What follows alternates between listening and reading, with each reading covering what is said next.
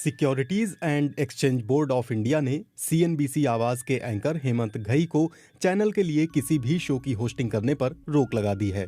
CNBC आवाज network 18 समूह का एक चैनल है।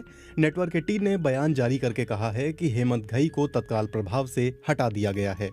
अपनी जांच में सेबी ने पाया है कि हेमंत घई ने स्टॉक 2020 शो के दौरान शेयरों को लेकर जो जानकारी दी थी उनके बारे में उन्हें पहले से पता था और इसका इस्तेमाल उन्होंने अपने फायदे के लिए प्रत्यक्ष या अप्रत्यक्ष रूप से किया। घई सीएनबीसी आवाज के लिए स्टॉक 2020, मुनाफे की तैयारी, पहला सौदा और कमाई का अड्डा जैसे शो करते हैं। इन कार्यक्रमों में खुदरा क्षेत्र के निवेशकों को स्टॉक की जानकारी दी जाती है कि दिन में कौन सा शेयर खरीदा जाए या बेचा जाए। सेबी ने किसी भी तरह की निवेश संबंधित सलाह देने को लेकर हेमंत घई पर अगले आदेश तक पूरी तरह से बैन लगा दिया है। वो स्टॉक मार्केट से संबंधित किसी भी तरह का रिसर्च पेपर भी जारी नहीं कर सकते हैं। सेबी ने उन्हें वो 2,95,00,000 रुपए सरेंडर करने को भी कहा है जो उन्होंने इस धांधली से कमाए हैं। सेबी ने 13 जनवरी को जारी अपने आदेश में कहा, ऐसा पता चला है कि जया हेमंत घई और श्याम मोहनी घई ने एक खास समय में शो में बताई गई सिफारिशों के अनुरूप बड़ी संख्या में बाय टुडे सेल टुमारो के अधीन ट्रेड किया। जिस दिन स्टॉक 2020 शो में शेयर को लेकर सलाह दी गई थी उससे एक दिन पहले ये शेयर खरीदे गए थे और शो वाले दिन तुरंत उन्हें बेच दिया गया था। हेमंत घई 2 खातों के माध्यम से ये ट्रेड कर रहे थे। ये खाते उनकी मां और पत्नी के नाम पर हैं। वो शो के दौरान जिन शेयरों को खरीदने और बेचने की बात करते थे उन्हें वो खुद खरीद और बेच रहे थे।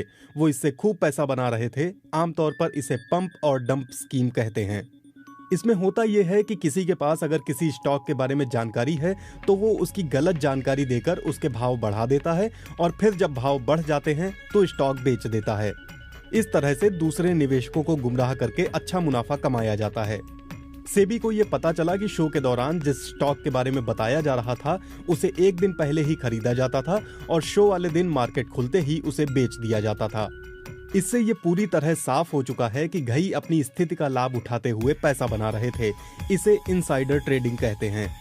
दोनों ही खातों में 1 जनवरी 2019 और 31 मई 2020 के बीच हुए सभी लेन देन की जांच की गई है।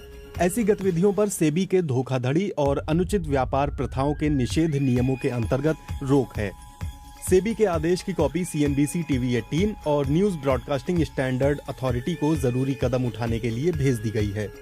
सेबी के पूर्व ईडी जेएन गुप्ता ने बीबीसी से कहा, इस तरह की गतिविधि को लेकर स्पष्ट नीति है। अगर आपके पास कोई भी शेयर है तो उसके बारे में आपको अपने नियोक्ता और नियामक को बताना होगा। आप रिपोर्टर, निर्माता या एंकर की हैसियत से मिली जानकारी का उपयोग लाभ कमाने के लिए नहीं कर सकते। आप उन स्टॉक्स में ट्रेड नहीं कर सकते जिसके बारे में आपने अपने शो के दौरान बताया है।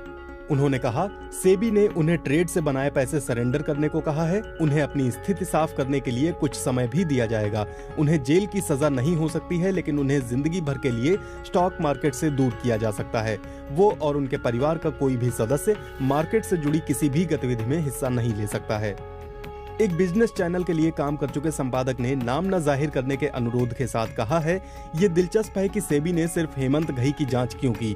उन्हें ये साफ करना चाहिए कि इसके पीछे क्या वजह है। क्या उन्होंने दूसरे चैनल और एंकर्स की जांच की है? क्या वो इस बात को लेकर निश्चित है कि कोई दूसरा इसमें शामिल नहीं है?